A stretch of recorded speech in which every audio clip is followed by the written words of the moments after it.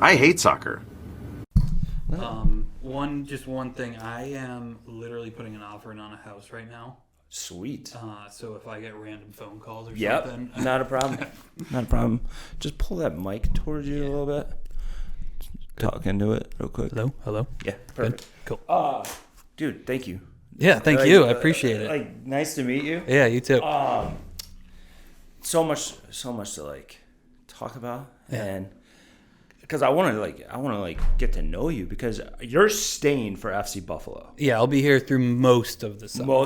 The summer, Yeah. right? That's what Nick was saying. Okay, so I wasn't sure what he kind of divulged to you. Yeah, already, he just thought that, like, well, if we're doing really well, he might just say, okay, I'm out of here, because congrats on the Wellesley. Appreciate it. Yeah. I mean, that's a big deal. It's a Are you jump. from Massachusetts? Yep, born and raised. Okay. So right outside of Boston, I grew up. What brought you to Buffalo? Soccer. Playing Right, with the the Flash? journey of so I've been, the college coaching route has always been my landscape. So Yeah. I was doing my master's and PhD at Springfield College and was Okay. on the men's side there. That was kind of my first experience with college coaching. And then I actually finished my PhD and then was like juggling between, do I want to do sports psychology or do I want to do coaching? And I actually was a military contractor for a year with Special Forces. So I went the sports psych route. I followed the money a little bit. Yeah. And then immediately was like, nope, I should be coaching. This stuff was really cool. It was really rewarding. I took a lot of stuff away from it, but I missed soccer. I missed coaching. So I got in with Methodist down there in North Carolina for a year with the men. And then it had always been my intention to coach on the women's side. I just thought the game mirrored how I wanted to coach better. The population was a better fit for me and tying into that sports psychology stuff a little bit more. So I had a crazy journey. My wife has been extremely supportive of that. You know, I went from making a lot of money to like $0 for a couple of years, Right. to do the coaching route. And then Allegheny, then I was at Williams. They really helped me get my name out there a little bit more, and I got to learn from a team that had just won back-to-back national championships. Right. And then I was at Elmira, so that's kind of where we got into New York. I was coaching the women and the men at the same time during that COVID year. Oh, boy. So that was an interesting experience. And then Buffalo State opened, and I'd always seen that as a really good landing spot for us.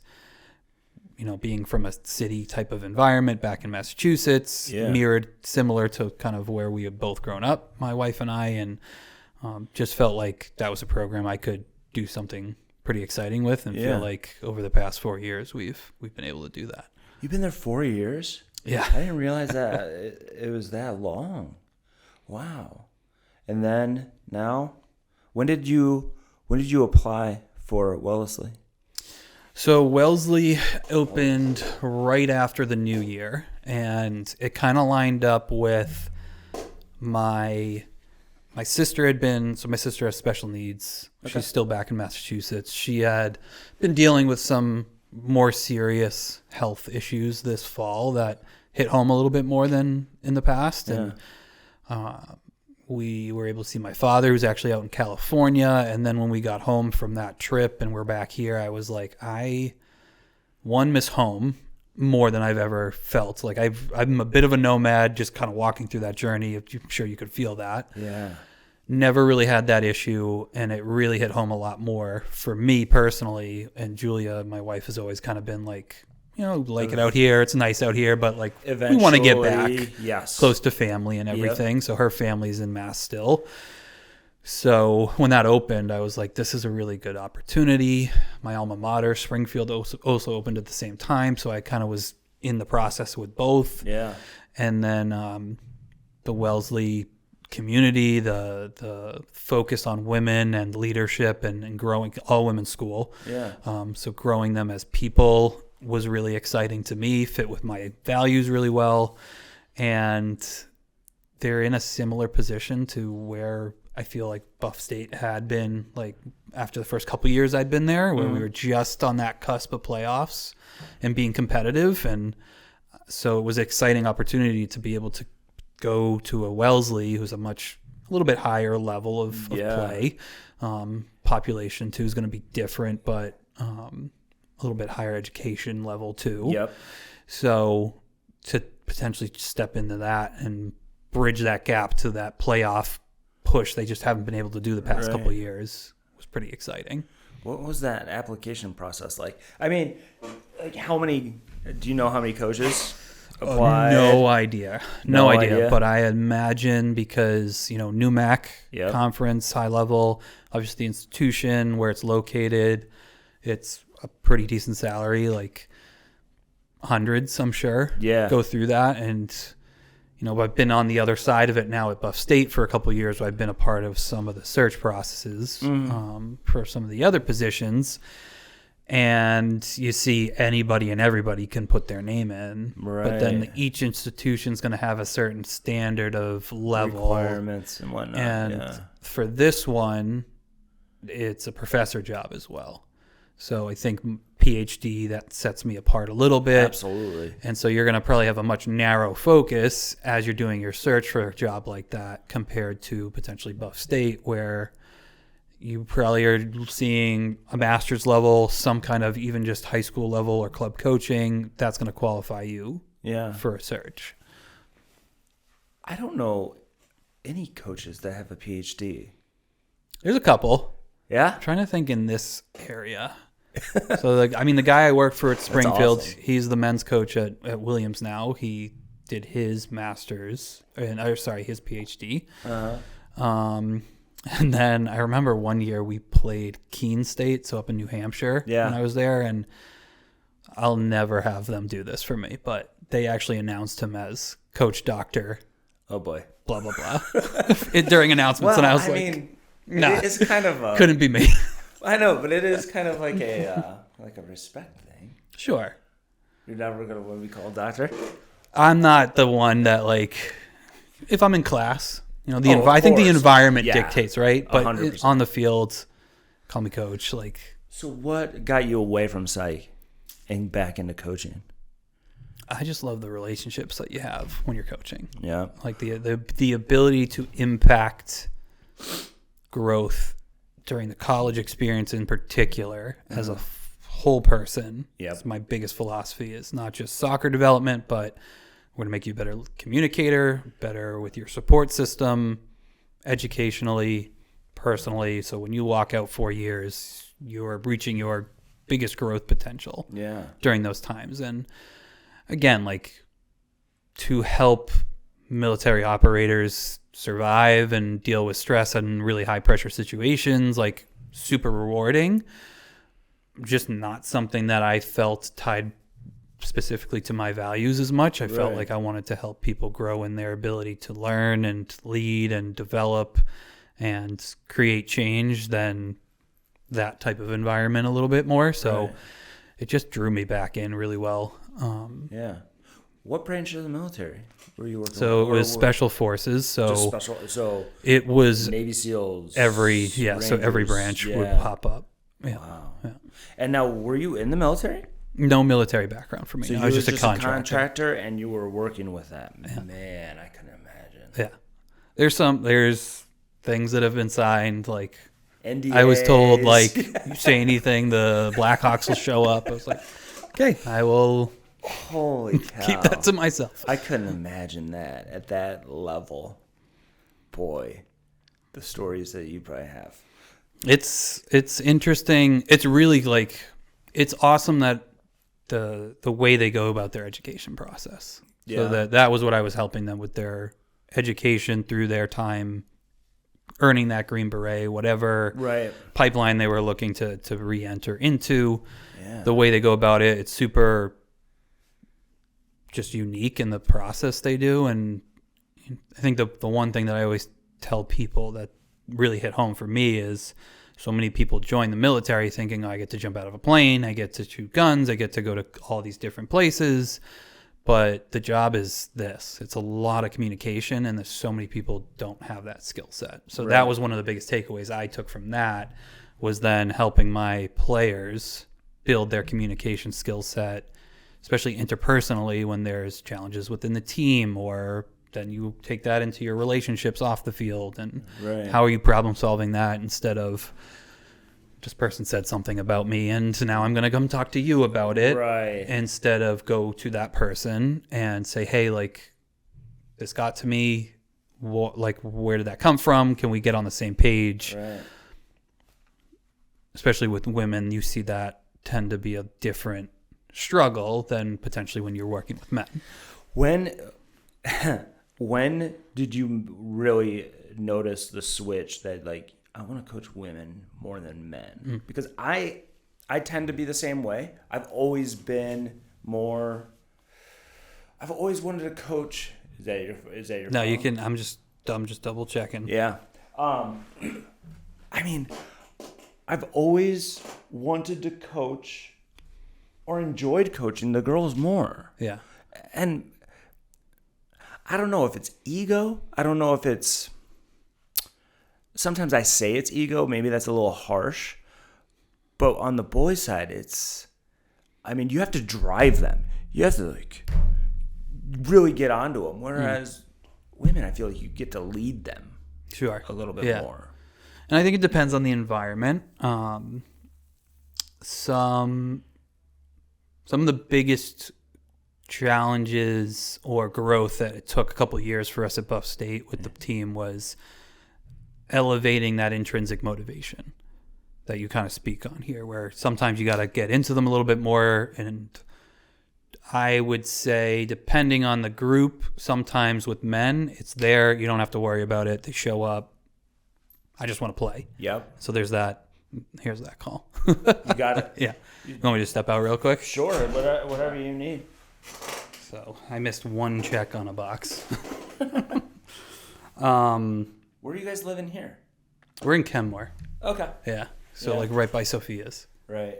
Were you renting or selling or owning? Owning. So we just had an offer accepted yesterday. Good. So how quick did it go? We posted it a week ago. Yeah. Everything out here is nuts. Yeah, everything out here is nuts. Do you want anything to drink? You want water? I'm good right now. Okay. No, I'm good. I appreciate it. Yeah. Did you coach at all in Mass? No club ever, but so Springfield and Williams were the two schools out there that I was coaching with, college-wise, yeah. All right. Let me check this. All right. She'll handle it. Did you get it? Did you get that? Not that I know of. Not yet? No. So we're trying to put the offer in, and there's literally this one box that needs to be checked. That you couldn't check? For a lead paint thing, and I am like, that doesn't work. Yeah. Yeah. How'd the girls at Buff State take it? Certainly shocked. Yeah. Yeah, certainly shocked. I think they understand. So based on reasoning and everything, background of us going home and then kind of all that focus, it makes sense to them. But, you know, we're right on the precipice of doing something pretty incredible, I think, with this group. So I think that probably throws them for a loop. Yeah. Of like, we made playoffs this year. Each year we're getting better. We basically return the entire team next year. Yeah. Pretty impactful people coming in. But, you know, they understand, and the plan that's in place for what will happen now with who will take over and kind of where that's going, I think makes the most sense. And that process is still out there, right? Still out there right now. So, like, I won't comment on it at this point, but, like, I think it makes the most sense of what will happen next. Yep. To kind of keep things rolling the right way. Put it that way. Absolutely. No, I'm with you right there. Yeah. For sure. I mean, how many Buffalo girls are on Buff State? So I need to let's pull the roster up. It's not as many as it used to be. So that was like a big thing when I first got here, when I went through the interview process, I talked a lot about how I'm very national with my search process for recruits. I want to find the best players that are out there. I don't want to limit myself to a certain area when I know from a lot of different times in my recruitings at other institutions, there's diamonds in the rough everywhere. There's good soccer absolutely everywhere. I obviously came to Buffalo and recognized pretty quickly that there's an unbelievable hotbed of soccer here that I never knew about.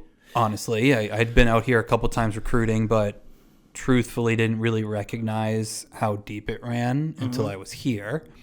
But when I first got here, I think there was a certain view of Buffalo State women's soccer. I think there was a certain view of the institution locally and in New York in total that it was a big focus of mine that I wanted to go away so that in the long run we could come back and start pulling some of those really, really good talent players that might fall through the cracks or really do want to stay close to home. And I've learned pretty quickly that Buffalo, there's a pretty large group of players that are like, nope, I want to get the heck out of here and go warm places and not be in this environment. And then there's a group that I think is very much attached to this place and wants to be here for their entire lives. And I, commend people who are very tied into their roots with that. Yeah.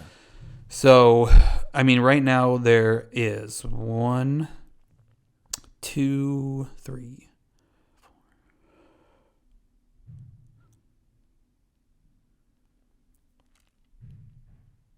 5, 6, something like that. Yeah, 6. Right. 6 or 7 on the roster. And then we have currently 1 coming in next year who's another local. Really? So how big is your roster? Usually 30, 32. You guys aren't, D3 is not getting hit with the 28 roster. Do you ever see it happening? No, there's no way, because your D3 landscape's focus is academic, student athlete experience. It's about, again, the overall experience of everything. I think if you were to ever do that, then you're running into challenging more schools on difficult situations they're already dealing with retention and incoming population and just money in general. So crazy. You'll never see it. I think what you will see is an incredible boost in potential level at the Division III landscape now because of that trickle. It's going to trickle down. Yeah, the trickle down. So yeah, I 100% agree with that. Now, okay, let's talk about St. Francis. Yeah. Going from D1, skipping D2 and going all the way to D3. Is that clearly a financial thing, do you think?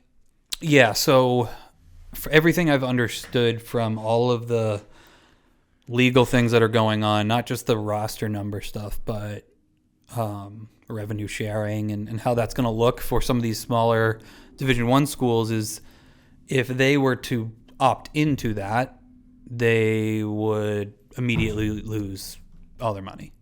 Because, again, and do not quote me on this because I'm not the expert, but my understanding is the revenue sharing is what the athletic department is earning is then will be shared with all of the athletes. Right. Athletics departments in general are already struggling financially. A lot are in deficits just to be operating. The amount of money that you're constantly needing to put towards buses, that skyrocketed for us in particular this past year. Travel, food, that base layer. Then to say, well, now we actually have to pay our athletes X amount, where then would money come from? So you can do that at the highest levels, your UNCs, your Dukes, your Texas, because they have the monies will come. Basketball. Right. Yeah. But for a smaller Division I, or even some of the lower level Division Is that might still have a decent population, and maybe they have one program that's really strong that brings in some money. Yeah. That then has to be distributed towards everyone. Yeah. How does that work? So I don't know how anything's ever going to shake out with this, and the NCAA has some things that they're going to have to either adapt or... It's scary. Yeah. And I think D3 is the safest amongst the massive changes. Now, we had that one school in Pennsylvania that just got rid of all the athletics. Right. This episode is brought to you by PlayMaker Training Camp. This summer, we are hosting 2 separate camps in 2 different locations.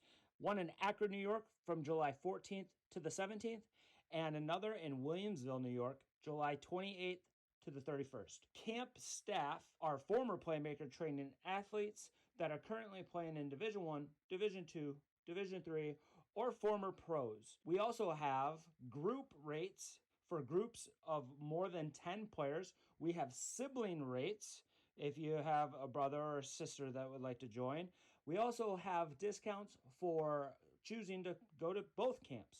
You can register now at playmakertraining.com/summercamps. But I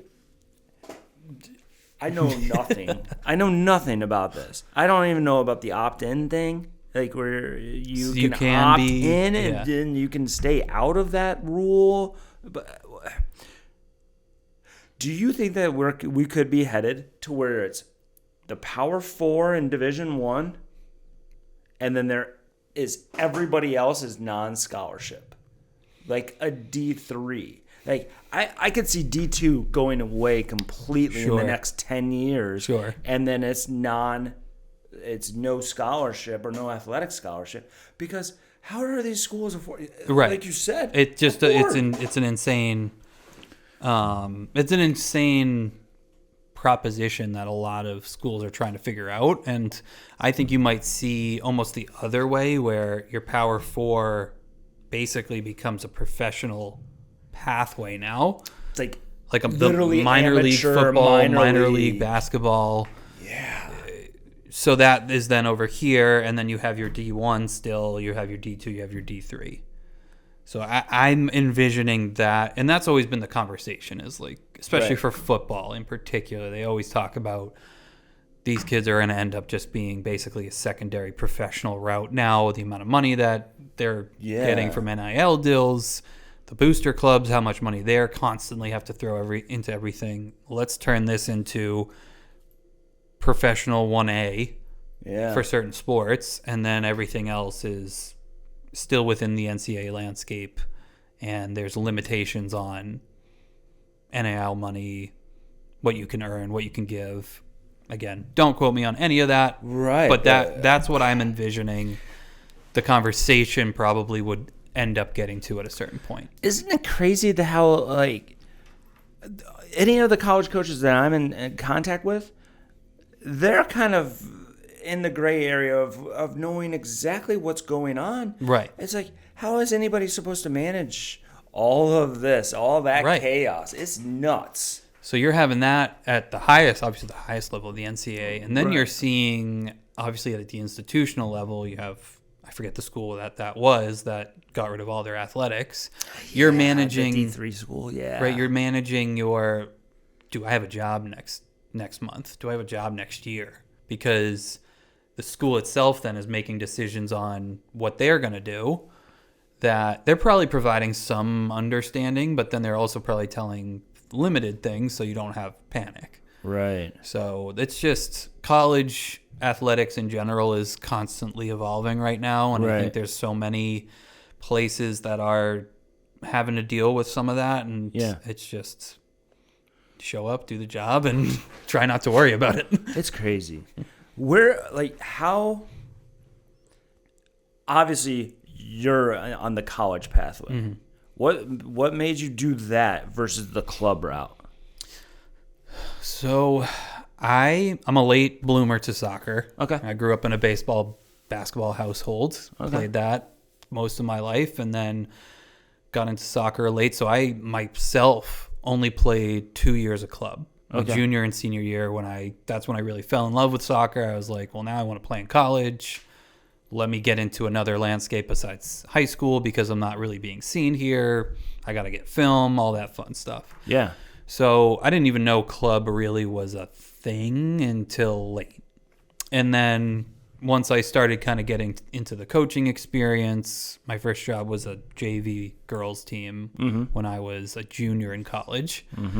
And so I was just like, all right, this is fun. Like, this is exciting. I was going to do my master's. I was like, I know the next jump from high school in my mind was college. Right. So that's kind of where I just kind of fell into place. And then when I worked with Rush when they had a program in Rhode Island for a year. Yeah. And it was cool because it was kind of at the ground level. We were building it and didn't really go anywhere. And then that's when I actually got my first job back into coaching at Allegheny and moved away. So I didn't really get to pursue it as much as maybe I could have. And then club became a thing for me once I got out here. So Flash. Rush pulled me in first. Okay. And was it Brian or and what was his name? Lasher? Jim Lasher. Jim, who's now at Stallions, right? Yes. Yeah. From what I've heard, I've never met him. And that's the landscape out here. I feel there's a little bit of movement that comes with coaching in the club level, depending on what's going on. So I did that, but it was like ground level. They were building. That was right after the whole GPS thing happened. So there was a lot of moving parts. That was right after. So then half of those guys went over to Flash. Yep. Some of them stayed or tried to build Rush. Yep. And then other guys really just left the area entirely. Some of them. Yeah. So did that for a year and then was like, I want to focus on Buff State. I want to focus on that and building that. So went through that was in a gap year for a year. And then Rob Jackman reached out and obviously Nate Holler then was in that same time frame, was starting to talk to us about coming on staff with us at Buff State. And Flash kind of came together and was just an opportunity that I had felt we weren't at Buff State. We weren't getting in with them at that point, recruiting wise. One, because my focus was going away. So I was really looking elsewhere than in Buffalo as much.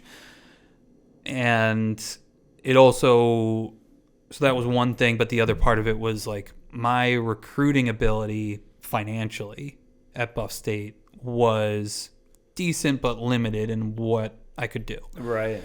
So I was thinking like blending of the two. I'd be able to recruit when I'm coaching at events for Flash, do that job, be able to do a little bit of both. Yeah. And that's what a lot of college coaches are doing is they're jumping on that club landscape, so it opens up some more pipelines. So it was just kind of an awesome opportunity. I did Premier my first year, and then I've been on the 0607 RL group this year. 0607 RL.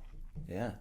And then so when you guys are away, you're doing double duty. Yeah. So are you going to, when you go home, are you going to be trying to get into a club? Yeah, we'll see. Cause maybe not the first year. Yeah, probably not the first year because the balance I'm going to have to figure out is obviously now there's teaching attached, which I teach at Buff State too, but it's one class in the spring. So it's not as much. What are you Wellesley's going to be right now? Yeah. It's like the intro to the coaching minor. Oh, I love it. I just do like intro to coaching. Nice. I kind of put everything from youth, high school, and college coaching in any different sport environment of these are the nuts and bolts of what you need to know. Okay. Budgeting, dealing with parents, putting a practice plan together, scheduling, resources, all that stuff from youth level all the way up. Okay. I'm going to walk them through all that stuff. And we even talk about some of the people who are in my class are thinking, well, I want to do more like administrative or athletic directing. So we'll talk what that job looks like in that. Yeah. So they kind of build it on what they're looking for. Wow. So do you cover how to treat kids or like how to be a good person? I mean, sure. Yeah. I mean, one of my favorite pastimes is when I'm recruiting is watching how coaches react in game to their players, to the refs, which I'm I'm a big do your job, right, ref, and I won't say anything. But but yeah, I like to see what that looks like, and then how does the kid respond. Yeah. And, you know, I talk a lot about open, honest, direct feedback and communication. So if I need to get on you, it's probably going to be because of an effort or a tactical issue that, you know, if it's the same tactical issue over and over and over again, like, hey, what's going on? Where is that not clicking? Yeah. But if you're going to make mistakes on a technical skill, or if you're going to take a player 1v1, especially in the final third, if you're going to be creative, like, good, don't go do that. I'm never going to get on you for that, because we want you to do that. We want you to have that ability in those, especially attacking areas. Right. So, yeah, I mean, I try in that class, I talk a lot about what the attributes of a good coach are and what types of environments or types of situations you might run into as a coach, which at Buff State was an absolute plethora of learning experience for me. Yeah. Because I've had anything from, well, my relationship is going on right now, and I'm kind of bringing that onto the field. How do we deal with that? Right. Life at home is a little bit difficult. Commuters, and Yeah. we have a decent population of that at Buff State, and so there's life situations there that we've worked through with players. Suicide, death, overdose, like all the things you could possibly imagine, for whether it was the kids themselves or just family members. All right. And so I think what I always talk about, back to your question of teaching them how to be a good human. Right. Me as a coach, I want to emulate that. I want to help them learn that skill set as much as they can. Yeah. Because one, you know, soccer, especially at the Division III level, there's opportunities. There's more chances to go further. Yeah. But most importantly, when you leave my program, I want to make sure you're a great person. Yeah. That then is contributing to the cause and whatever your life path looks like. Right. And I think it's been rewarding in the environment that I've been in. And then we just hear horror stories of what other people have gone through. And Yeah. we've got that experience because we've had a decent amount of transfers that have come through my program over each year. We usually get 1 or 2 every year. Right. We hear about where they've come from, or I hear through the grapevine of other coaching experiences in general that they've experienced, whether that's high school, club, Yeah. other colleges and stuff. And so my biggest thing is always trying to, one, make sure that their overall experience is great. And we've had some players who aren't on the team anymore but are still at Buff State because of mainly reasons that they've decided themselves to step away from the game. Right. Focus on academics, focus on mental health, focus on I just want to be a college kid and have that experience. But they're still, like, they still enjoyed the experience. They're still there. They didn't transfer, like, well, I was only here for soccer. They're still at the institution. We have a couple who are, like, still attached to the program and do social media with us or some extra team managing, just so they're still around and everything. So I think, you know, again, back to your point, it's about, let's be good people first. Yeah. Let's build good culture with that. And then if you have those things in place, success will follow. Yeah. And I would say that we have felt that and seen that pretty well with us over the 4 years. Absolutely. Mentors. What about, so with your students, that in your coaching courses, do you talk to them about finding mentors? And did you have like a big, like one of your coaches at Allegheny, or because you were an assistant at Allegheny, right? Assistant, yeah. Like how Yeah. I mean, how big are mentors? I mean, I think they're massive. The biggest thing I think you hear all the time is the best coaches are, quote unquote, stealing from other people. But you're building your this is what I want to do. This is how I want to do things. And you're building it from hopefully the right people and putting the right pieces in place. Yep. So you're taking good things from, all right, well, I know tactically I'm going to take some of this from, my time at Williams, I think is the biggest tactical pull that I've had is the type of soccer, the way they play, the formation, the system itself is what we are now doing over the past year at Buff State. Yep. And I know that works at a really high level, and it throws people for a loop because no one plays a 3-6-1 and has a box midfield at the college level. And is it like a 3-box-3? 3-box-3. Yeah, it's more of the like you see your 3-4. Yep. And then you have 2 underneath attacking midfielders, and then a target. And then the target. So it's not really your outside wingers Right. in that higher space. You have your more wing backs who are up and back in that Yep. shape. And I think the best way that I knew it was going to work was when we played our spring game last spring, and we played a D2 team, and the coach goes, try and figure out that box thingy in the mid. That was her communication to the team, was go more inside because they have some kind of box thingy going on. So I was like, all right, this is going to work. And we were super successful with it this year. We had to adapt a little bit as the year went on, just based on injuries and stuff. But principles of play go into whatever shape we're playing. And shape is just numbers. It's the principles and how we want to play and execute that matter. So took some of that from Williams. Right. The leadership piece and the organization and the being a good human and like holding people accountable, that was from Stefan at Springfield, who's now the head coach at Williams for the men. Okay. His second year, he took them to the national championship.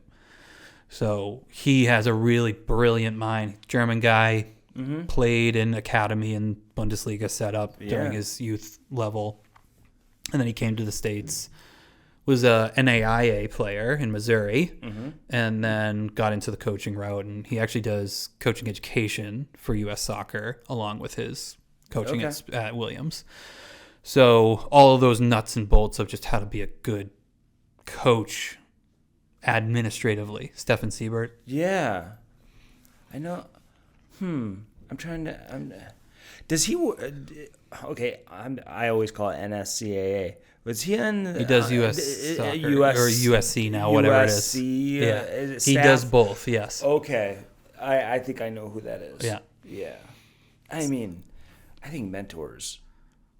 I love the licensing stuff, and I love, and I love the convention and stuff like that. Yeah. But when you have a mentor, Yeah. I mean, you find out, you can learn out what to do, obviously, but you can also learn, like, okay, I would do that a little bit differently. Yeah, we'll leave that over there. Yeah. And when did you, there's some coaches, and I think I was that way, because if I were like coaching in college, I would be way more comfortable, I feel, as an assistant. Do you, like, when did you realize that, okay, I could take that leap from being an assistant to a head coach? It was when I was at Allegheny. Okay. And Pam, who was the head coach there, she played at Cortland, won a SUNYAC with Cortland. She did a GA there. I think she went to Vassar for a year after, and then she got the Allegheny assistant job. And then when that coach moved on, she was elevated. She allowed me a lot of freedom, which she basically let me run certain sessions. She let me kind of put in place some of the tactical framework. I got to really take a lead on the recruiting side of things, which to that point actually wasn't my strong suit. So at Springfield, I had a hard time getting those kids like over the line. Built relationships, got them on campus, but then like it was the other assistants who were really bringing in like the game-changing guys. Yeah. And I had like 2 or 3 guys who ended up having like defensive player of the year, was one of the guys that I had brought in. So I had a couple who like made impact long term, but like sheer number of good players, it was those other 2 who I was working with who really led the charge in that. So it was always like, I need to be able to figure out how to do that. And it wasn't until I went away from working in the program where I was learning to really see like, oh, like now I understand I'm the one who's in charge. This is the level of work that's required. This is the organization that's required. And I've just figured out a really good way of like building relationships through communication. That generation obviously is big on, they don't do phone calls. Let's just text and build that relationship that way. DMs. And, yeah. And then let's get you on campus. Yeah. And so at Allegheny, that's where I felt like, okay, I'm doing a lot of what I feel like is the responsibilities of the head coach. And again, that was how she allowed me to grow and experience that. And that's when I was like, okay, I'm thinking, I feel like I could maybe stay here for another year and then start to really look like, where's that first head coaching job that I can get? Right. The focus again for me and my wife was like, we do really want to look in New England of where we wanted to be at that point. Mm-hmm. Hey guys, thanks for watching this episode of the I Hate Soccer podcast. If you feel stuck in your recruiting process, we created a guide that includes feedback from 15 college coaches and 10 current college soccer players. Inside this guide, you'll find out what really works in recruiting, from showcases, ID camps, highlight reels, and more. Check it out at playmakertraining.com/recruited. And there wasn't a lot opening that summer after the season ended, and two, the communication that I had basically gathered specifically from Pam was you kind of have to go away in order to get into that environment, or you need to get into another assistant position at a NESCAC in order to be in that environment, because New York has an unbelievable soccer landscape. In my opinion, New England for women's soccer is the place. Right. Because if you look at NESCAC in particular, those teams are typically your Elite Eight, Final Four every single year. And then you have like a Wash U come in. Is that what Amherst is in? Amherst. Okay. Amherst, Williams, Conn. Yeah. Tufts. Oh, yeah. Yeah. Mm-hmm. So it's those teams you're like, they're always in the Final Four. At least two of them are always in the Final Four. Is Messiah in that? No. So they're MAC. MAC. I'm not sure. I forget what conference, but they're with like Eastern, York. Okay. All those like Eastern Pennsylvania schools. Yeah. Okay. Gotcha. So that was when I knew, but I was like, I don't know if I can get the job I think would be the one that would help me get to where I want to be long term right away. So Williams opened as an assistant position and went through that process, and they hired somebody else, but they were like, we loved you. We think you actually probably should be a head coach right now. And that was one of the reasons why we didn't hire you, because we wanted someone to be there for a couple years. We didn't want someone to come in for a year and then leave immediately after. Right. Because of what was about to happen was Michelin was retiring that same year. Yep. So they were like, well, let's bring somebody in who's going to basically, what ended up happening, Sarah got elevated and has been the head coach since then. And let's have somebody who then would be there for a couple of years and help with that transition process. Right. So Michelin was like, I'm going to help you get a head coaching job. I was like, cool. Well, thank you. Appreciate that. But as time went on, again, just the jobs that were opening didn't make sense. And so she was like, listen, I don't know if you can swing this, but we want you on staff. Yeah. Can you be a volunteer for 3 months? It'll open every single door you want, and then we'll help you get that next job. So it was, Julia, can you support us for 3 months? And she was like, if it gets us back to New England, like, I'm all about that. She's an athletic trainer. They had a job at the same time, so it worked. We ended up both at Williams that fall. Okay. And then, we went to the Elite Eight, opened things up, and that's when I was able to get that Elmira job. Wow. So going back to when you had freedom as an assistant, is that how you tried to be with your assistants? And, just where do you draw the line with assistants of like, okay, I need to coach the coaches, but we're also equals, and I'm your mentor, but also, you know what I mean? Yeah. Like that balance. How does that? How does that work? I think I picked that from Pam and from Stefan. Like, I think I picked that up from both of them. Of like, here you go. Like, throw them in the fire. Yeah. I will lead you through the process. This is what I think this should look like. This, if you have questions, that was a big thing for me. Like, I had never asked for help, or I never asked questions. I never asked for help. I was like, I'm going to figure this out. I'm going to do it. Stefan at Springfield helped me work through that stubbornness, just to put it that way. And now that's how I've tried to guide my assistants, like Victoria in particular. Yeah. With, all right, what do you want your responsibilities to be? What do we think your strengths are? And how can I help you then grow into the things that might not be in your strengths? And so we knew for her, like, organizationally,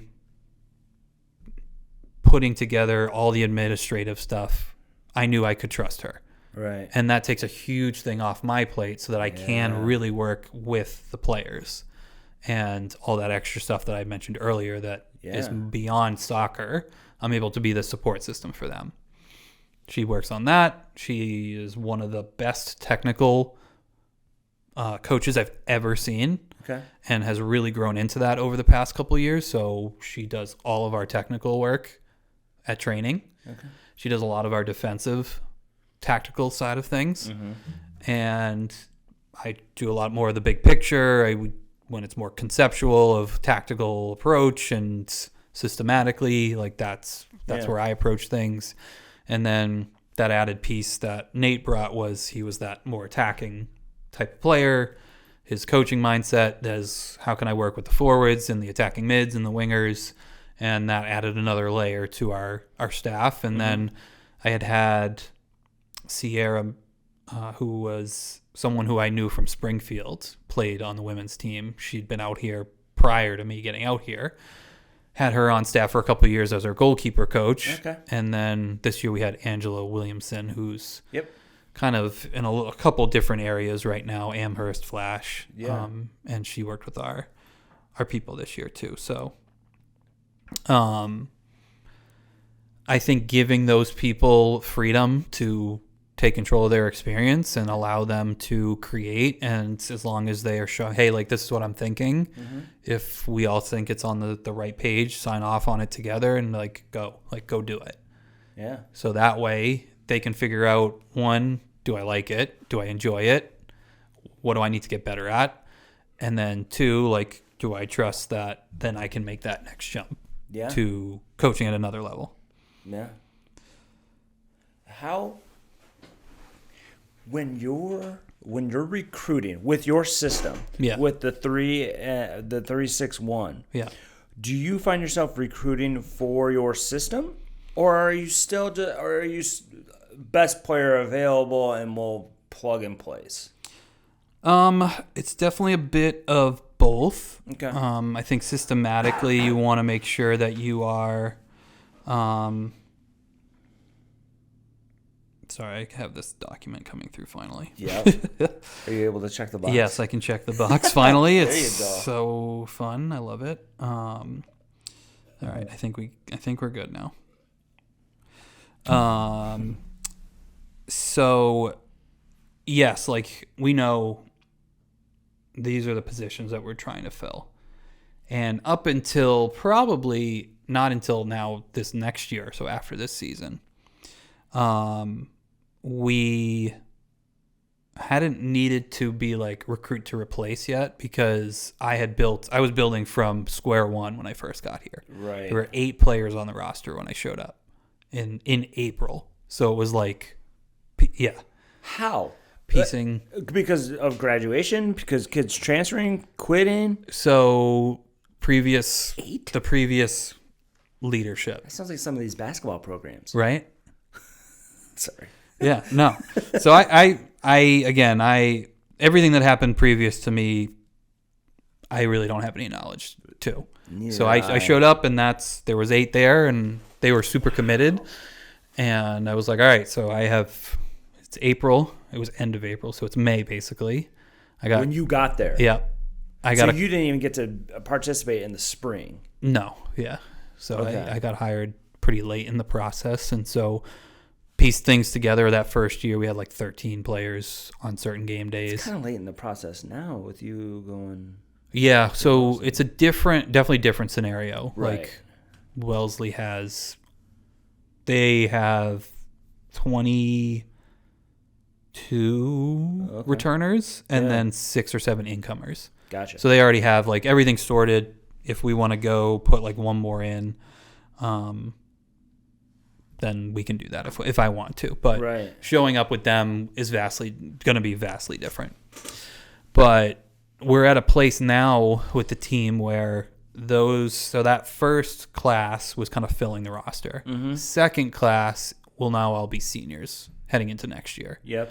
And so that will be the first year where the next group will really need to kind of make a concerted effort to be like, all right, we're losing Kaylee Valentic, the top 10 all-time points getter now at Buff State. Right. Key cog in our everything that we've done. Absolutely. We probably need to figure out how to replace that player. Mm-hmm. We have Ryan Berman, who was an all-conference player this year, who's played center when Gwen went down, filled for Gwen, and ended up being an all-conference center back, right? Where she typically plays in the midfield. So they're going to have to figure out, all right, well, how do we replace that? Do we have somebody here already, and then we can bring somebody in who we can develop for a little bit, or do we really need to go like impact somebody right away? Right. So I think when you're going through that recruiting process, you're thinking, what's graduating? What do I need to replace? Who has developed, and we want to make sure we keep growing. Yeah. Who has not developed, and maybe we need to have a different conversation with and recruit to replace. And we've never really had to do that yet, but I think because the roster is at like 30 to 32, now you're thinking like you always want to give people, in my mind, you always want to give people 2 years, a minimum. So never cut a freshman, never cut a sophomore, because it does take certain people. It takes people day one, they step in. We had the rookie of the year this year, forward Olivia Kilmer, unreal. Stepped right in, scored a bunch of goals, understood the system, physically was able to play at the SUNYAC level. Right. Then you have another player who speed of play doesn't translate exactly how we expected. Systematically, they just struggle learning the system. They need more time. Yep. So we've had players who it really took them a year, and then they're like, it clicks in the spring, and they're like, oh, like now I understand what you're asking in those spots and how I need to get on the ball and 1v1 defending, like where I need to be specifically within the shape so that I'm not overcommitting and then it all breaks down. Right.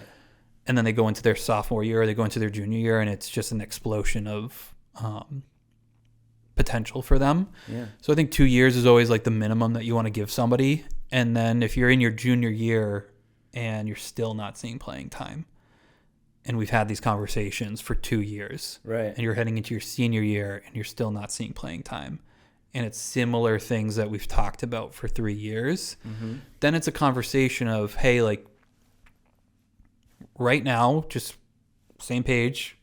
This is where you're at in our depth chart. Right. This is what you still can do to make sure you're elevating yourself in the depth chart. But at the same time, first year Sally has already done all this. Yep. Incomer is a position that we've brought in that position. We just want to give you a heads up, like that's happening. And then I think I've heard you talk about this on your podcast in a previous episode. It is back on the kid a little bit to make a decision instead of making the cut decision. Right. Okay. Yeah. Yep. Yeah. Yep. I think that was probably with Sammy or something like that, or maybe Payne. I'm not sure exactly who it was. Yeah. Yeah. Where some of these coaches are saying, okay, it's up to you. You can stay here in the spring and fight for your spot, or you can go into the transfer portal and test the waters there. Right. And then some people stay, and they're doing well. some people stay and they're not doing well, and Yeah. they need to go into the transfer portal anyway. And then some people just immediately go into the transfer portal. I mean, does D3 have the transfer portal issue as much? I don't see it as drastically. I think, again, when we talk D3, you're picking an institution holistically. Mm-hmm. That's how I'm trying to recruit most of the time as well, of like, you're here, if broken leg tests, soccer comes off the table, you still want to be here. Yep. So transfer-wise in that regard, I don't think you see it as much. You know, when I look in the portal this year, there's still probably, of the thousands that are in there, maybe 100, 200 D3 players, and that's probably boosted by all these schools that are either folding or cutting programs. Yeah. So you see that maybe there's a little bit more. So maybe it's only like 50, truthfully, D3 players who are actively seeking something different, and I think that comes from coaching changes. Mm-hmm. I think that comes from major changes is a big one. So if we say, okay, Sarah comes in, she wants to be an education major. That's what one of our bread and butters at Buff State. After a year, she's like, no, never mind. I actually am really interested in nursing. Okay, we don't have that. Exactly. So there's a route, like we know of a route that can get you to that still. There's health and wellness, there's bio, there's a couple extra courses you probably would need to take on top of that. And then you can go into be able to still take your NCLEX or go into a master's program of nursing. Yeah. 100% still doable. Might cost you a little bit more, might be a little bit longer of a pathway. So maybe transferring makes sense where you're strictly in a nursing program that might be a little bit more hands-on. Right. So that's when I typically see Division III is there's something else going on than just soccer that's leading them to want to make that choice. Right. Your recruiting process, do most of the players that you guys have at Buff State now, did you seek them or did they seek you and you're like, man, I really like this kid? Like, what is the truth about being recruited? Yeah, it definitely depends on your level. Okay. Like institutional level and then playing level. Right. So I think for us, there are certainly a handful of people on our roster who directly communicated to us. Mm-hmm. And for Buff State, like we have a niche major in speech pathology that's extremely high level. The money that's put into that program, the experience that they get, and how it translates immediately into workforce. Mm-hmm. We've gotten a couple players that I don't think would be here without that major. Without that program. Yeah. So much higher level soccer player, maybe than what we were at the time. I think they fit where we're at now. Mm-hmm. But we got them because that major in particular made a big difference for them. So that's one thing that I think can help. They reached out because that was a part of their search process. Yeah. There are plenty of girls on our team who are ones that we have identified who are like, I never even heard of Buffalo State. And some of them are from Buffalo. The amount of times I have heard, oh, this is a school here. Oh, boy. Is wild. Isn't that ridiculous? It's wild. Or it's like, oh, yeah, I've heard of it, but I've never been on the campus. And then you finally get them there, and they're like, this is awesome. Like, I didn't know this was here. I mean, it's like walking distance to... Yeah. Yeah. You get Elmwood. You get across the street to Delaware Park. Yeah. Everything's 20 minutes away in Buffalo, so you can hop on the freeway and get anywhere. Yeah. So that's always a fun conversation of like, yeah, we've been here this whole time, but that's fine. So, yes, there's plenty where you are actively recruiting them, and it is a full 2-3 year process of getting them over that line to choose us versus, in particular, just because of how our landscape works, another SUNYAC. So we're usually competing in New York. Those are the same kids. We're all fighting for the same kids in the SUNYAC. When do you start identifying kids? Typically their sophomore year. Sophomore year, and then you just start the relationship with... So what's your process? Is it get them in for an ID camp or try to attend camps and whatnot? Or Yeah, it's a little bit of everything. Yeah. So communication, so a lot of June 15th. texting Wait, and all that. you could talk to D3, we have a lot. You could talk to more anybody flexibility. whenever, right? Yeah, so Freshman a year, lot more maybe. flexibility, which is good, and I think that's how it should be. Yeah. So then you're not having the D1s. Everyone's always going to, well, I'm not going to talk to anybody until that date because D1. Yeah. Which I would love to get into that conversation at a later part of this. We will. But I start early, and even if it's just like, hey, I saw you play. We don't need to have a ton of conversations right now. You're only in your sophomore. I mean, we've talked to freshmen too. Right. But at least, hey, like, take a look at us. We do have, like, we have an ID clinic coming up. Let us know we're at all of these events. Let us know when you're playing. Yeah. So we can just keep seeing you play. And then the biggest thing is getting them on campus. So campus always sells itself. At Buff State? Especially at Buff State. It does. It sells itself. I mean, I didn't go to either, but I prefer Buff State's campus to UB's. And it's right. It depends on what you want. Yeah. So UB, you're going to have your two big campus fields where you got two different sections. You got athletics is up here, but maybe I have classes over here, so I gotta drive or I gotta take a shuttle. And some people love that. Some people are about like, okay, I get a little bit more of that full city experience versus Buff State's in the city, but it's all in one place. It still feels like a campus, but I can walk down to Elmwood and get into the quote unquote city. Yep. I can drive downtown super easy. Our facilities mirror a lower level Division 1 too for our turf. We have our own locker rooms. Some D1 programs don't have their own like year-round locker room. Yeah. We have that full weight training room that's just for athletes as well that you don't see everywhere either. So just overall getting them on campus makes a massive difference in selling them. What's Wellesley like? Hogwarts, like, is the easiest way to say it. Super old. So a lot more older brick. Yeah. You're kind of history. You're kind of in the woods a little bit. They're on a lake. Okay. Beautiful grass field, which is a nice change for me. Haven't been on grass since Williams. They're actually being considered for a World Cup training field right now, which is because it'll be in major city? Boston, Boston's Foxborough. right there? Yeah. How close are you to Foxborough? In Wellesley, you're probably 30 minutes tops. Really? Yeah. That's awesome. Massachusetts is like, you can throw a stone and you're across the state. Instead of New York, you got to go 7 hours. 7 hours and still not even in the city. Yeah. Yeah.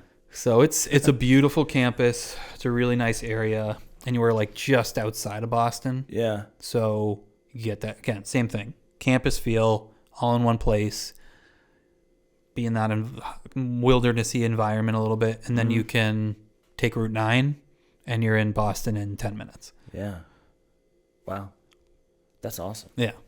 I didn't realize how close you were to all of that. And now I understand. Of like, okay, let's go home. Yeah.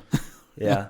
It makes sense right now. And being that close to them. And so, I mean, what's their roster looking like? Is it national all over, or is it Massachusetts? It's even kids? more national than I've experienced in anywhere that I've been. And that's because even more programs, like the one that you were talking about at Buff State, right, where they have more programs and very high level academic. Right. So it is extremely national.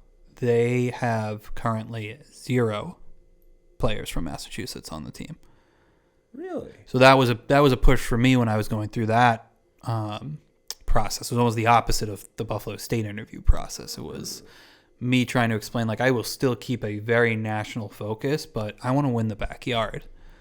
Like, we need, I've talked, New England is a hotbed of soccer. Mm-hmm. You can't not be pulling from that area. And the challenge there that we have a little bit here in Buffalo is, again, you throw a stone, you hit 10 schools, all of the same academic level. Yep. So it's now you're competing with me as a coach, what our program's about, winning, location, cost, all those other things really play much more of a factor, because it's not just like, well, you're one of the only schools here, you have my only major. Well, Babson's in our conference, that's 5 minutes down the street. Right. MIT is in our conference, that's 10 minutes down the street.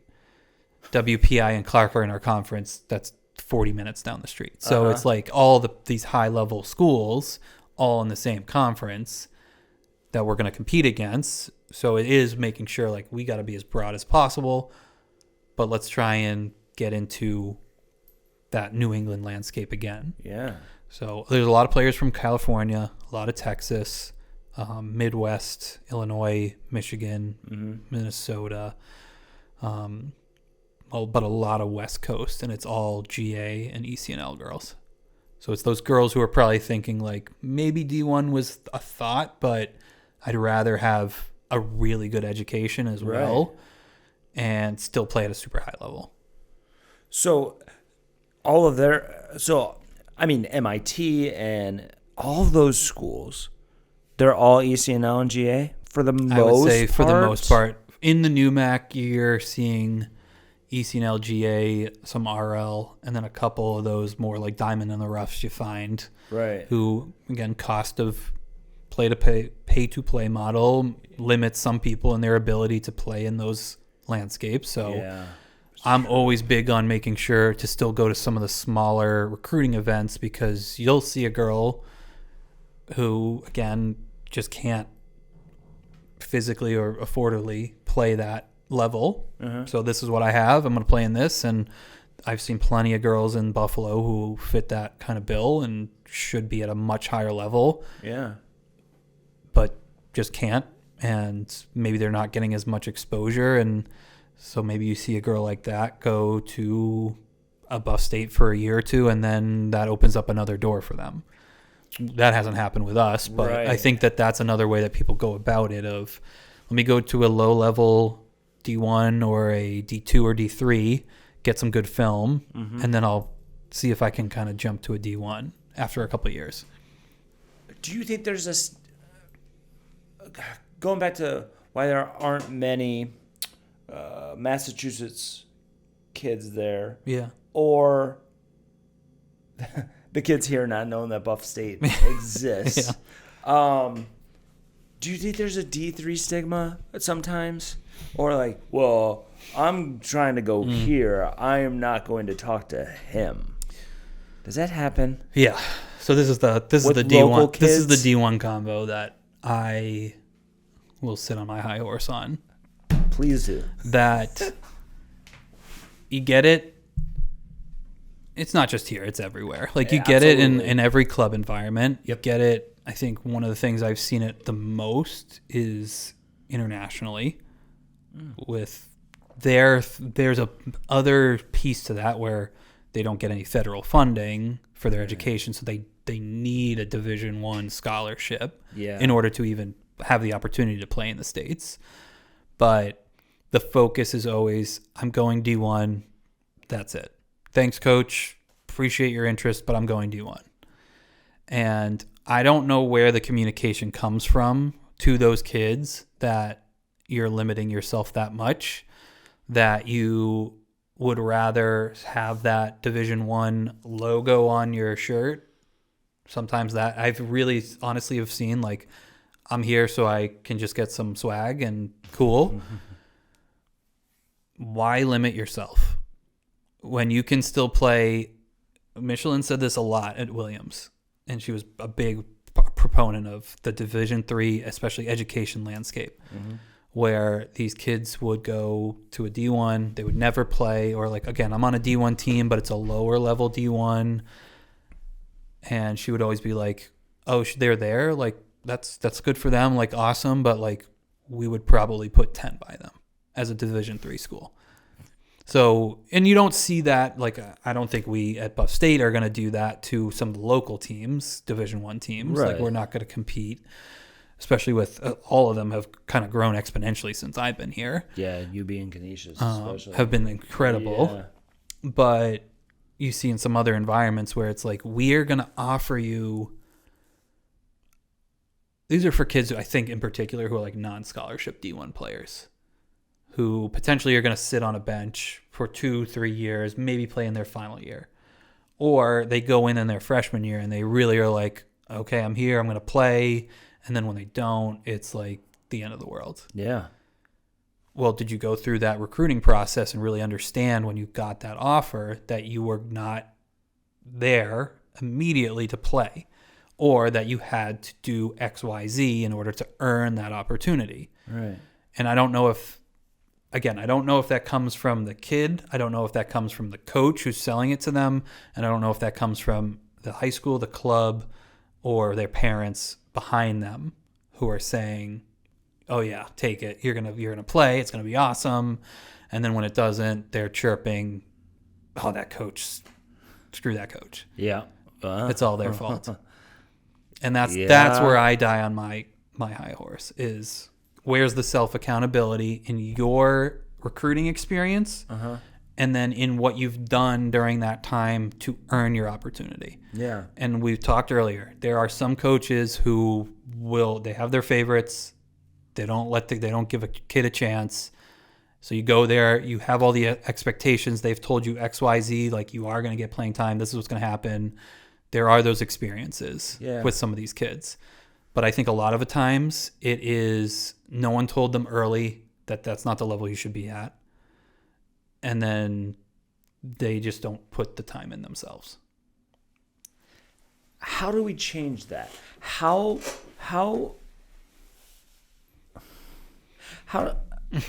I mean, that's so complicated, but I'm with you 1,000,000%. These kids aren't told that it's a little above your level. Let's focus on these schools or this level. But it's not like, well, D3 is way down here and even the worst D1 is still way up here. That's not. It's more like this. Yes. And how do we change? Is it changeable? The mindset. Maybe this 28 roster rule could change it eventually because people are going to do the math and be like, wait a minute, there's not enough spots for all these ECNL kids. Right. Matt Waddington and I were talking about that on here. Yeah. There's just not enough spots. Yeah. Especially when they cut it to 28. Yeah. So how do we change that? How do we being honest with the kid? I think someone early needs to be more honest with them. And I think as a recruiter, I try and do that my best through the process. I think, you never want to be that person. It shouldn't come to me at that point and be like, I'm really not sure why you've reached out to me. Like somebody didn't tell you, or you didn't look at our games, or you didn't see the level, and there's a complete disconnect there. There's been plenty of those kids that have emailed us that it's just like, we appreciate your email. At this time, we're focusing in other areas. Right. So someone earlier needs to be communicating to that to them. I think that needs to be your high school or club coach. I think it should never be your parent. Your parent should be the people who are going to support you. And hey, like, what do you need? Like, let me help you. I'm not a parent yet, but this is what I think and hope I would do is, well, let's get you in here. Let's get you in places that can get you as much exposure. Let's give you extra training when we can, if that's something that's in our budget. Right. Let's put you into a coaching environment that you're going to learn as much as you can. And then I'm expecting that coach then can tell my kid, you are great. This is what you're great at. This is where I think you can land, and build a profile for them. And Waddington does that really well. Yep. Or this is where you're at, and I think there's probably some opportunities for you at a school like blah or here. Yeah. But what do you want your experience to be? Do you want to be fighting all the time and maybe never see time? Or do you want to go somewhere where you can compete and have a cool experience and earn some opportunity and still grow as an athlete, but also good education, check all those other boxes? So that's where I think it needs to be from younger age coaches having those conversations with their kids, whether it's like written every couple months, after the year. There's a breakdown of what went well, what needs to get better, How can we help you? This is where we think you're at. They can only do so much, and then it's on the kid where it's building of self-awareness and emotional IQ, and that's an area of research and focus I'm constantly looking into, because I think it's gotten better in the past couple of years, but especially right out of COVID, self-awareness for younger aged individuals was shocking. Just not even just with soccer and like skill level, but just with anything. Yeah. So helping provide that skill set's another thing that I think makes a huge difference. When a kid has a better awareness of their level, what they're good at, what they're bad at, then they understand, well, this is what I need to do and this is how I can get better. They're more open to feedback with it too. Versus a kid who is, I talk a lot about growth and fixed mindset. Yep. So fixed mindset and their thought of, well, that's somebody else's fault. Oh, that's because this, that, or the other thing. Blaming other people instead of really internally recognizing, like, what can I keep doing to be better? Yeah. So somebody else telling them, hey, this is where you're at, and then personally, like, really self-evaluating, I think makes a huge difference. Just looking at Buffalo youth soccer, this might upset some people. I'm just thinking about boys versus girls. I feel like the boys and where they're going to school is more self-aware of the level that they're at versus some of the girls. Sure. And now, is that because of platform?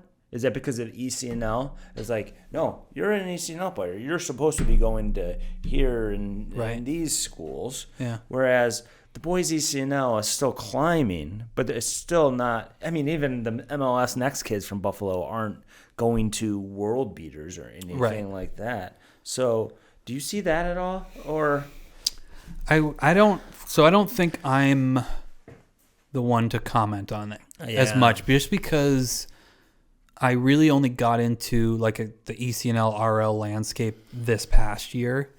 That I'm seeing. I'd say if I was here for another couple of years and I really saw like, okay, this is what the theme has been of where these kids keep going, I might be able to comment better on it. Yeah. I've just seen over the past year and a half, 2 years of the kids who have transferred from who were ECNL kids over the past 2 years and are not where they used to be. It's pretty significant. So I would say potentially, I actually know literally nothing about the men's side of Buffalo with soccer. Yeah. So like I can't compare, but I think that would be my only thought is like, how many of those ECNL kids are still where they initially went or are playing? Maybe they're still where they're at, but maybe they're not playing a ton. Right. So probably exposure. So you're getting seen. And I noticed that. So when I switched from men's recruiting to women's recruiting events that we were going to at a smaller Division III school, we were only seeing smaller Division III schools at those recruiting events. On the women's side, as a small Division III school, recruiting at a similar type of event, D1 all the way through D3. So exposure, I think, for women is vastly different than the men is on a day-to-day general recruiting pipeline. Yeah. Man, it's so crazy. I mean, I'm trying to think about what it looked like when I was coming up versus what it is today. It's insane. Yeah. And to be a college coach is wild. How stressful is it? I think about that all the time because here's what I see, and I got in trouble for saying this with a former player on here. That coach, I understand why some people say coaching is the most lonely profession, or can be a lonely profession, and the reason I think that is that if you lose too much, you could lose your job. If you win too much, you could be headhunted for other jobs, and your tenure at schools can be relatively short. And I feel that a lot of college coaches, because it's something based on experience, right? Yeah. And you're not going to get a better job without gaining that experience. So you see coaches having to leap and go to multiple different spots to climb that ladder. Yeah. I feel like that is one of the most stressful things. Yeah. It has to be one of the most stressful things. And you've lived it. I will say I don't think that feeling, at least for me, I don't think that feeling is as significant at the Division III level. Okay. Because again, yes, winning is important. It's not the be-all, end-all for a lot of programs. The focus there is always going to be recruiting, retention, experience for the kid. And then how are you impacting community? How are you elevating the name, the brand of Buffalo State a little bit more and getting your name out there? Right. So that you're in community that's being regarded in a positive manner. And then success, again, all those things, you do all those things, success usually follows. So you're not usually worrying as much. Right. What I would say for sure, the Division I landscape in particular, like I could see that. Because, you know, if your significant other in particular doesn't understand what that job is, especially as an assistant, it can be very hard. And I lucked out very well with my wife. She is 100% one of the most supportive, caring people I've ever met. She understands what the landscape is, and she also works in the landscape too. So it makes life easy for us. Right.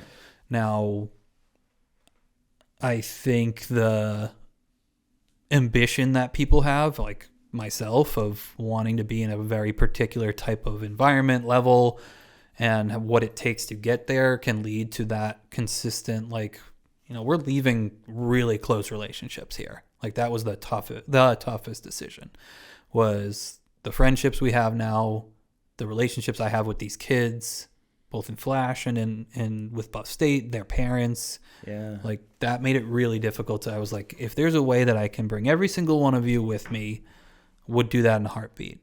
But again, I recruited them to be at Buff State, not just to be Buff State women's soccer. So I want them all to stay. They're all staying. What I can see that, like, that growth and that there's parts of that journey where you're like, damn, I wish this could be there next to with me. So it's certainly lonely. It's definitely a challenge, but like you really know if this is what's for you when you go through some of those things. And that's why I think you see a lot of people get out of it. I think you're seeing a lot more people get out of it, especially at the college level right now, because there's so many moving parts that are going on outside of just your job. But that just continues to excite me. I feel every day like I'm doing what I'm supposed to be doing. I feel every day like I'm making impact in people's lives beyond just winning games. And I just love the coaching and the soccer and the game itself. Absolutely. Like all day, every day is soccer for me. Like whether it's reading about it, coaching it, watching it, playing it. Yeah. I know that this is what I'm supposed to do. How did the recruits or your incoming recruiting class, how'd that conversation go with some of them? Like, I mean, would you tell your reasoning behind it? Everybody understands. Right. I understand. I mean, and we just met 2 minutes ago. I mean, I miss home all the time. And, you know, if something ever really came up that I'm like, yeah, I'll probably go home. Right. You know, I can't imagine what some of the guys from overseas go through. Sure. By being homesick and stuff like that. Yeah. You know? So, but how did any of those recruits be like, can I come with you? I mean, I know you can't really say but no, like, truthfully. I'm sure it happens. Yeah, it happens all the time. Yeah. And I think you see players are jump in the portal. Like I said, people jump in the portal right after a coach leaves. Like, you know what's happening there. Yeah. So those conversations were tough. There was one in particular that was really tough because we had been communicating for 3 years, I think. Wow. See her a lot. So she was someone who was like a big part of the process for us. And so that was one that I think hit home a little bit more. But I think with all of them, again, they understood the reasoning behind it. And again, with all of them, I recruited them to the institution. Mm-hmm. And the girls on the team and the culture that we have, that they were comfortable. I think that's the biggest thing for me is I'm leaving what I would like to hope is a nice legacy behind, brick by brick, that we built, especially the culture that we built, the type of kids that we have there, that people just want to be a part of it. Yeah. And so all of them were tough, but all of them I think were like, we understand and still want to be a part of Buff State, and like everything you did we're excited about. And I mean, anytime that you take on a role, you want to leave it better than you found it. 8 kids, and how many are coming back for next year? Basically the whole roster. So it's bingo. And we'll be at 5 they'll be at like recruits. 30, 32. Yeah. So they'll be at 30, 32 again. So you did that. Yeah. And that's something to be proud of. FC Buffalo. Yes. How's the roster coming? It's coming. I mean, I see. I'm like, wait a minute. I'm trying to count how many players. I'm like, how many players? But you need a lot of players because sometimes you lose the kids in July 1st, some of them. So I do have to get going in a couple minutes here. Yep, not a so problem. We can do a second one if you want. Or this is perfect. This is a perfect end to land the plane. Yeah, I'll give you a quick thing here. So we need a decent pool because you have early games. So you got a lot of those D1 girls who aren't back yet. Yep. And you got late games. Where they're already gone. And it's I'm not sure if Nick talked through it, but the USL's schedule is vastly different than the UWS. Really? Where all of our regular season games end before July and playoffs start in July, but go like pretty significantly into July. So it's a little bit longer. Okay. But then also shorter, if that makes sense. So the pool we have, I think, is really strong. You know, it's a lot of returning players who have either been a part of it the last year or were previous ones who are coming back now, which is really exciting. And then what I'm trying to do is infuse some of the younger generation of talent now. Yep. Where you got some girls who are just been first-year players or some seniors in high school who I think can make some pretty impactful. Paige and Ava. Right. So players like that can make an impact right away with us this year even, but start to get them in the environment. So maybe it's a couple games here and there this year, and then in the next 2-3 years, like they've already got a foot in the door. They know what it's like. Boom, we can hit the ground running after a year of college. So we're trying to piece together a couple more things here and there. Yeah. We're going to have like an open training sometime early May. I don't have the exact date, but basically we're looking for anybody who's coming back. There'll be a day where you can just come out, train, be a part of the environment, and I can get a good look at you. We can have a conversation and finish that roster off. When do you guys actually start training? Next week, like it's got to be soon. Next week, yeah, next week. Next week, yeah. So it's exciting. It's gonna be a fun summer. Yeah, you know, and then for you, I mean, hopefully this house goes through, and then that'll be nice. Yeah, are you already like packed up and everything? No, because we just did all our open houses for our house, so we didn't want to like have it look crazy or anything. So now that that's settled, yes, we will. The packing begins, which is my least favorite. Unpacking, love, because it's super easy. You put a box down. Packing is like, where does this? Yeah, I hate it. So I hope this doesn't break. Yeah, exactly. That's why Julia gets to deal with most of it, and she just tells me like what to do, and then I'm not, because I'll just throw shit in a box. You said that when you were at Williams, that she also worked at Williams? Yeah. Does she work at Buff State? She's at Buff State right now, too. Oh, sweet. So she's an athletic trainer there. Perfect. So we met at Springfield. She was an athletic training grad student. I was a grad student coach. Awesome. That's where we met. And then it's basically been like, sweet, follow the leader. Has she ever been the athletic trainer for women's soccer? at Springfield. Just at Springfield. Was when she really was prioritized there. She did men's soccer at Williams. She did do women's the first year. She was with us at Buff State, and then she was on the men's. But she's done football, hockey, everything, softball. Yeah, she's done a little bit of everything. And hopefully she gets in it. Yeah. Nice to meet you, dude. Yeah. Thanks for coming. And, dude, I hate soccer.